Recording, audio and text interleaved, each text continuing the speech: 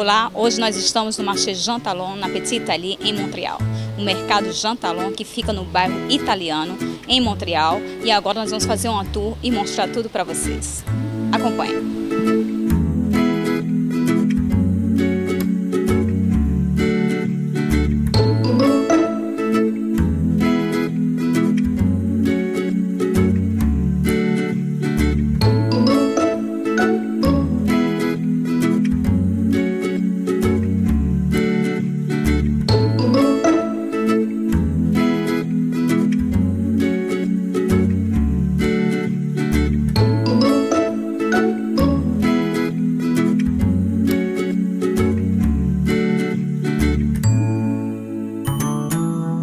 Olá, nós estamos no quiosque de Stefan, o quiosque Pops aqui no Marché Jean Talon, e ele vai nos contar como veio a ideia e quando ele começou a criar isso.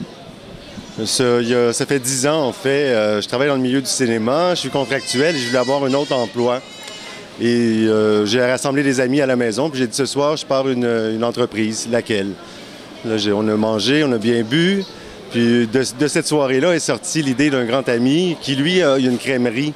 Il lui a dit, je pense que des pops, et tout de suite l'idée m'est venue, je le savais. Parce que, en fait, j'aime pas beaucoup les popsicles en général, commercial, de l'eau, du colorant alimentaire et du sucre, c'est tout. Ici au Québec, avant, on avait des crèmes glacées qui étaient commerciales, puis au fil des ans, il y a beaucoup de bonnes crèmes glacées, de crèmeries qui se sont installées, mais jamais personne n'avait pensé de faire des pops autrement qu'industriels. Fait que je lui ai dit à mon ami qui a une crèmerie, tu sais que je vais être ton compétiteur si jamais je pars ça. Il dit, c'est pas grave. En plus, il est au marché. Il me dit, c'est pas grave, plus le marché, il y a des bonnes choses, mieux c'est. Fait que le lendemain, sans jamais avoir fait un Pops, je suis allé voir le gérant du marché ici pour lui dire que j'avais un produit pour lui.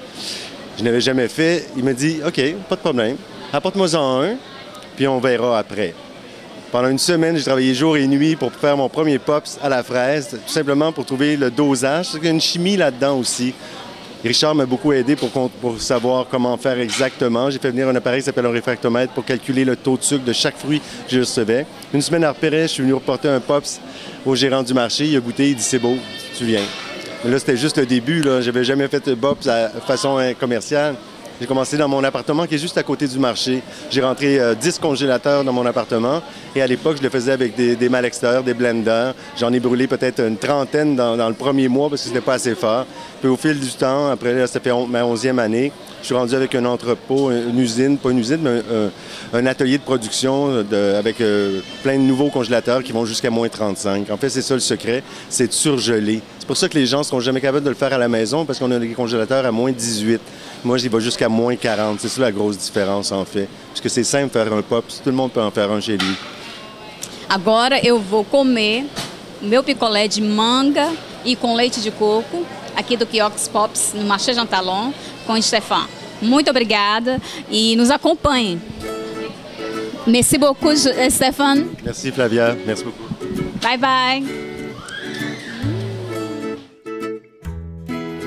Olá, nós estamos aqui no Marché Jean Talon, no quiosque da Daniele, a proprietária da Botânia, que é um quiosque que tem produtos naturais, como sabão, todos feitos por ela. E ela vai nos falar sobre os seus produtos. Bonjour, Daniele. Bom dia. Bon. Muito bom. Daniele, je voulais savoir, ça fait longtemps que ton kiosque est ici au Marché Jean Talon? Oui, on s'est installé au Marché Jean Talon dès l'ouverture de la première allée ici, donc ça fait 10 ans maintenant, on célèbre nos 10 ans.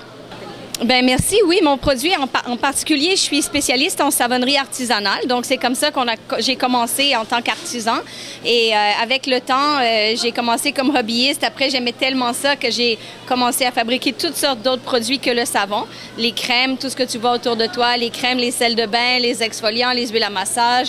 Et comme je suis une fille gourmande, j'ai tendance à faire des choses qui ont l'air mangeables, alors c'est pour ça que mes savons ont un peu l'air des pâtisseries. Et j'ai aussi fait beaucoup des choses qui sont comestibles, donc des sels assaisonnés, parce que tu sais, si par exemple tu vas prendre de la menthe, Tu peux boire du thé à la menthe, tu peux faire du savon à la menthe, tu peux faire tremper tes pieds pour les rafraîchir dans la menthe.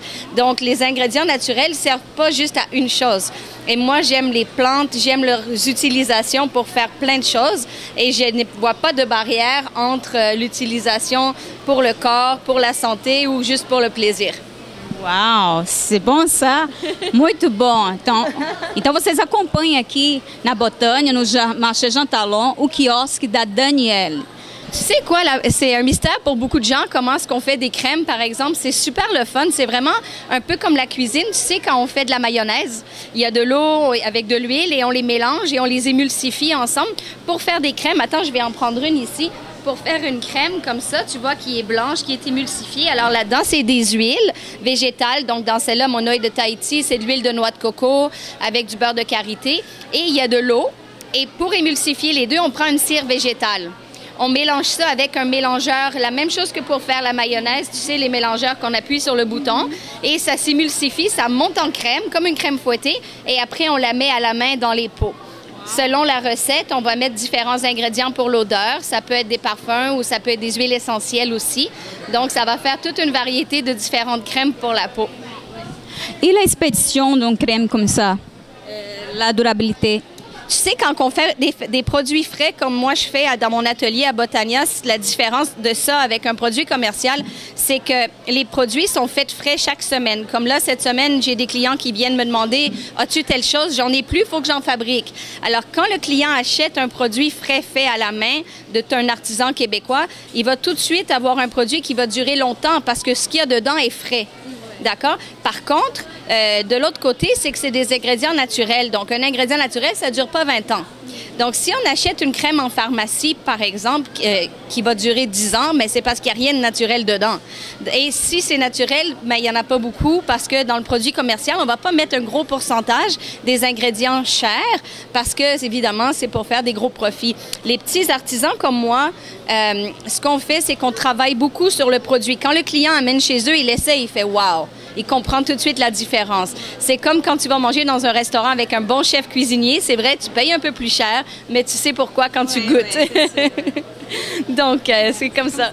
Nós terminamos de visitar o Botânia, o quiosque da Daniela, proprietária de produtos naturais, e venham agradecer a ela a nossa visita aqui e a oportunidade de comprar os produtos também. Obrigada, Daniela. Merci, merci beaucoup. Bye, bye.